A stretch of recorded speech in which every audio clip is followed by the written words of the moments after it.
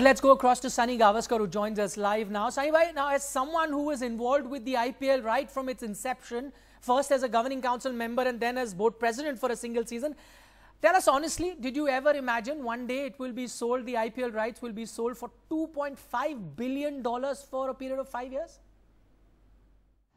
To be honest, no. But I knew that it was always going to get better and better. Because after the success of the first few matches, not even the first season, the first few matches where you saw a big crowd, you saw fantastic cricket. More important was how good the cricket was. Brendan McCallum scoring that 158 in the first match of the IPL. You know, that was like a vertical takeoff as far as the IPL was concerned. And so, you know, one was aware that it would get better and better. But yes, clearly, I think, you know, almost double what was there for 10 years. Was just a little, maybe something that we had not even thought of.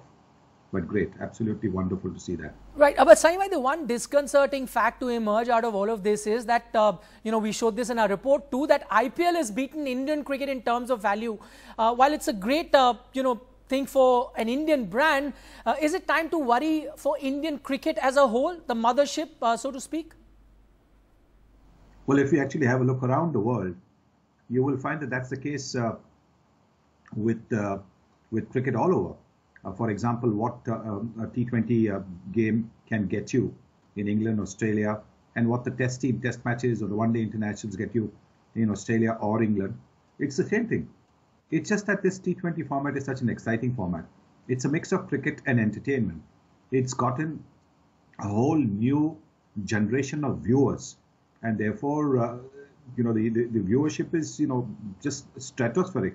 And therefore, it is understandable that broadcasters are prepared to shell out the kind of money that Star have just done.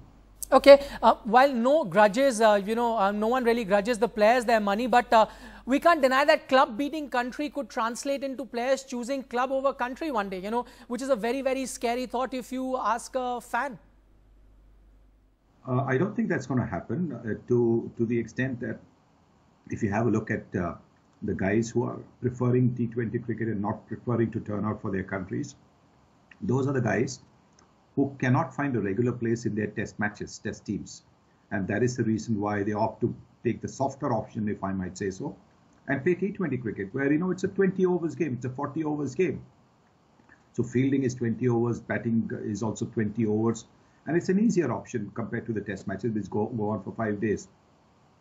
With the kind of emphasis that the Indian cricket team under Virat Kohli is putting into test cricket, I don't foresee that happening in Indian cricket. I think the Indian cricketers today, every one of the Indian cricketers who's playing realizes that if he's going to be remembered as a cricketer, it's only by what he does at the test level. And I think that realization is really, really good as far as test match cricket is concerned. Okay, you said players who aren't in the reckoning for their national squad are the ones, you know, that may choose club over country. But let's look at a couple of examples. Chris Gayle, AB de Villiers, you know, who has come in for criticism recently for opting out of test matches. Now, these are two players that will walk into any international side. Yet, seemingly, they tend to choose club over country. So isn't it, I mean, real danger that lies ahead? I think it can only happen when a cricketer is in his mid-30s. And that's when he starts to think that, you know, maybe I should now focus on the shorter game because it will take that much less out of my body than a 5-day game does. And, you know, Gayle or AB de Villiers, they're in their 30s. But when you're young, when you want to make a name for yourself, you're still going to be wanting to play test cricket. So I don't really have that fear. Yes, there'll be plenty of Indian cricketers who are in their 30s who will say, no, test cricket is too hard. Let me just focus on one-day cricket. But the core team, the one that is actually playing in their early 20s or, you know, mid-20s, they'll still want to play test cricket. So, and those are the people that, you know, the crowds turn up to. Okay. You said a short while ago that, you know, T20 format is such that, you know, it attracts sponsors, it attracts fans. But how does now one save Indian cricket? What can the BCCI do? Because if this slide is not arrested, today IPL has gone past Indian cricket. Tomorrow it may wipe it off commercially completely. Is the BCCI doing enough to arrest the slide? I don't think you should tinker too much with the international scheduling.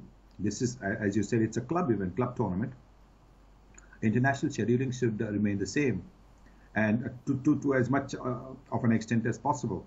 I think at the moment the mix is very good, where you have test matches, you have one-day matches, and then you have the T20 matches.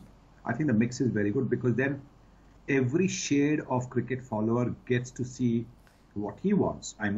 The connoisseurs of the game who want to see only 5-day cricket. So you give them, that. There are some who want to see 50 over there, and there are probably many, many more who want to see T20 cricket. So you give that to them. And if you have a look at the scheduling which has been done over the last couple of years, I think the BCCI has been very alive, very alert to it, and mixed it up quite smartly. All right, Sunil Gavaskar, we'll leave it at that. Thanks so much for joining us.